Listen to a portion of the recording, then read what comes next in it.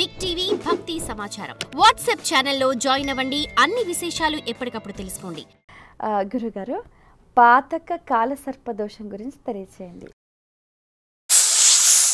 పాతక కాలసర్పదోషము, ఘాతక కాలసర్పదోషము రెండు ఒకటే. పాతక కాలసర్పదోషము, ఘాతక కాలసర్పదోషం. పాతక కాలసర్పదోషం అనేటువంటిది నానుడిలో, ఘాతక కాలసర్పదోషం కూడా ఉంది.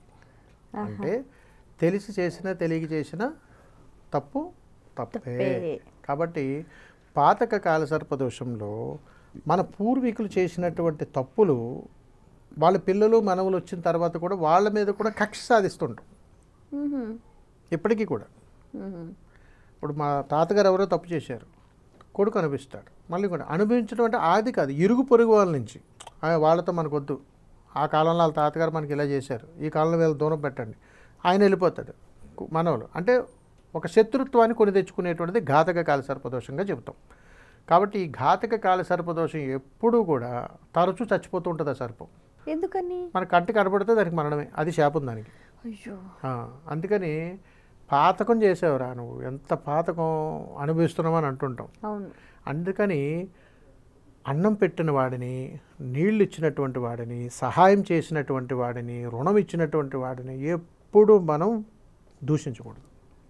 గుర్తుపెట్టుకోండి, తండ్రి ఎంతో కష్టపడి ఆహారాన్ని చేరదీసి ఇంటికి తీసుకొస్తాడు. భార్య ఎంతో ప్రేమతోటి దాన్ని సమకూర్చి ప్రసాదాన్ని సిద్ధం చేస్తుంది. బిడ్డలు ఎంతో ప్రేమతో దాన్ని ఆస్వాదించి జీవనానికి ఉపయోగించుకునేటువంటి ఈ కుటుంబం విచ్ఛిన్నమైపోతాక చిన్న కారణం ఏంటంటే ఒకరు చేసిన తప్పు అందరూ అనిపించాల్సిందే. కాబట్టి ఏ కుటుంబంలోనైనా సరే ఒకరు కానీ తప్పు చేస్తే అది మహాపాతకం. అందుకని ఆ కర్మను కుటుంబం అంతా అనుభవిస్తారు. కాబట్టి రోడ్డు మీద వెళ్ళిపోతున్నాడు తండ్రి అనుకుందాం, ఒక యాచకుడిని వాడుకున్న పదంతో తిట్టేశాడు అనుకోండి, ఈ కర్మ బిడ్డలు అనిపించాలి, వారు అనిపించాలి. ఎగ్జాంపుల్గా ఎందుకు చేస్తారు? అందుకనే తల్లి ఇక్కడ పాతక ఘాతక అన్నారు. ఈ పాతక ఘాతక సర్పదోషాలు ఎప్పుడూ కూడా మరణాన్నే పొంచి ఉంటాయి.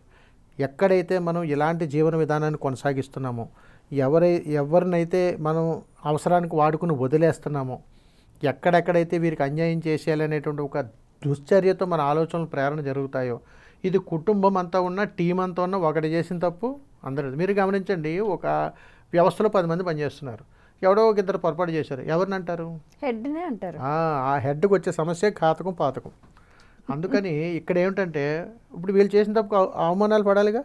అలాగే ఇంట్లో కూడా ఎవరైనా ఒక్కరు కానీ పొరపాటు చేశారా సుమా, అందరికీ శిక్ష పడిపోతుంది. అందుకని ఈ పాతక కాలసర్పదోషంలో ఉన్నటువంటి విశేషం ఏమిటనంటే ఎప్పుడు మరణాలే, ఎప్పుడు దెబ్బలే, ఎప్పుడు యాక్సిడెంట్లే, ఎప్పుడు ఏదో రకమైనటువంటి వైరాలే. ఇవి పాతక కాలసర్పదోషం. అంటే రక్తాన్ని కళ్ళ చూడటము, కన్నీళ్లతోటి జీవితాన్ని గడపడం, దుఃఖిస్తూనే బ్రతకడం, ఇది ఘాతక కాలసర్పదోషం. అందుకని కాలసర్పదోషం ఉందని సింపుల్గా చెప్పొచ్చు. ఎప్పుడు ఏడుస్తూనే ఉంటారు వాళ్ళు. ఇంట్లో శుభకార్యం జరుగుతుంటుంది, వీళ్ళు ఏడుస్తూనే ఉంటారు.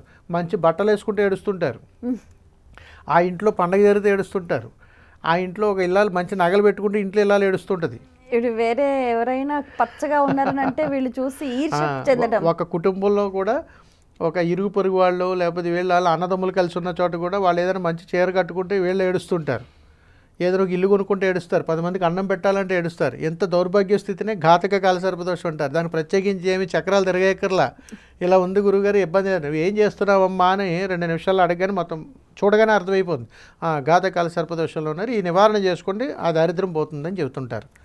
అందుకని ఘాతక కాలసర్పదానికి ఒక శాపం ఉంటుంది. నువ్వు ఎప్పుడు కనపడ్డా చంపేస్తారు. దాని అర్థం ఏమిటనంటే మరి ఎప్పుడు దర్శనం ఇస్తారు అంటే నువ్వేదో అర్జెంటు పనిలో ఉన్నప్పుడే కనపడుతుంది. అది ఉదాహరణకు మీ ఇంట్లో శుభకార్యం జరుగుతుంది, అప్పుడే కనిపిస్తుంది. ఈ 10 మంది 20 మంది కలిసి ఉన్నారు అక్కడ, ఏం చేస్తారు చెప్పండి? ఇమీడియట్గా వెంటనే ఒక్కడు ఉంటే ఏం చేయవు. కాబట్టి ఎక్కడైతే గుమ్ముగూడి జనం ఉన్నారో అక్కడే కనిపిస్తుంది, ఇది అక్కడే చంపేస్తారు. పని కట్టుకుని, అది రాళ్ళల్లోకి వెళ్ళినా, చెట్లలోకి వెళ్ళినా, ఎక్కడికి వెళ్ళినా కానీ పని కట్టుకుని మరీ దాన్ని బయట తీసుకొచ్చి మరీ చంపేస్తారు. పాపం దాని శాపం అండి. అందుకని ఘాతక పాతకమైనటువంటి పనులు మనం ఎప్పుడు చేయకూడదు. ఏమిటో తెలుసా? నమ్మక ద్రోహం. ఏమిటో తెలుసా? తిన్నింటి వాసాలు లెక్క పెట్టడం. ఇంకోటి ఏరు దాసిన తెప్పని తగలేయటం. అర్థమైందా? ఆసరాగా ప్రేమగా ఉన్నటువంటి వాళ్ళని నీచంగా చూడటం, ఇవన్నీ కూడా ఘాతక పాపాలకే పోతాయి. అందుకని ఆ ఘాతక కాలసర్ప దోషాన్ని ఖచ్చితంగా అనుభవించి తీరాల్సిందే. ఈ ఘాతక పాతక కాలసర్ప దోష నివారణకి ఎటువంటి పరిహార మార్గాలు పాటించాలంటారు? దీనికి చాలా అద్భుతమైనటువంటి పరిహారాలు ఉన్నాయి తల్లి. అలాంటి కర్మలు కానీ మనం ఎప్పుడైనా అనుభవిస్తే చేసి ఉంటే మనకు దగ్గరలో ఎక్కడైనా కానీ త్రిదళంతో కూడుకున్నటువంటి పత్రాలు కానీ తమలపాకులు కానీ దొరుకుతాయి. వీటితో పాటుగా తినుబండారాలు అంటే చిన్నపిల్లలు ఇష్టపూర్వకంగా ఏమైతే తింటారో అవే పదార్థాలు. ఆ పదార్థాలు నీ శక్తి కొద్దీ, మళ్ళీ ఇందులో 5 రూపాయల లేకపోతే ఇంత కాదు, కొలమానం లేనటువంటి నీ శక్తి కొద్దీ కొనగలిగి ఎక్కడైనా శివాలయంలో ఇవ్వాలి. ఆ పిల్లల్ని అక్కడికి తీసుకొచ్చి అవసరం లేదు. అక్కడ ఎప్పుడైతే మనం శివాలయంకి ఇచ్చామో అవి ఆటోమేటిక్గా మళ్ళీ ఎవరికి చేరాలో వారికే చేరిపోతాయి. అంత మర్మం ఉంది తల్లి నాగబంధాల్లో, అంత ఆషామాషి కాదు. అది ఎంతో నిగూఢమైనటువంటి సాధన చేస్తాను కానీ వాటితో అనుబంధం ఏర్పడదు. మనం చూడగానే చెప్పచ్చు. అందుకని ఇవి ఎప్పుడు దర్శనమిస్తాయంటే శుభకార్యాలు శుభవేళ మాత్రమే దర్శనమిస్తాయి. ఒక డౌట్ ఏంటంటే గురుగారు, పాముకు చెవులు ఉండవు కానీ మనం చెప్పింది ఎలా వింటాయి? మీరు ఇప్పుడు ప్రపంచంలో మాట్లాడుతున్నారు, ఇప్పుడు కాదు. మనకి ఆది మూలాలకు వెళ్ళండి. దేవతా స్వరూపాలు ఎప్పుడైతే ఉన్నారో అప్పుడు స్వరూపాలకు వెళ్ళండి. ఆ స్వరూపాల నుంచి వారి వారి వాహనాలను ఇప్పుడు మనం ఎలాగైతే చూస్తున్నామో అలానే ఇవన్నీ. ఇప్పుడు ఈశ్వరుడు వాహనం నంది స్వరూపం. మరి నంది ఈశ్వరుడు అంటే ఎట్లా కుదురుతుంది? ఆయన స్వరూపం ఇది. యమధర్మరాజు వాహనం దున్నపోతు.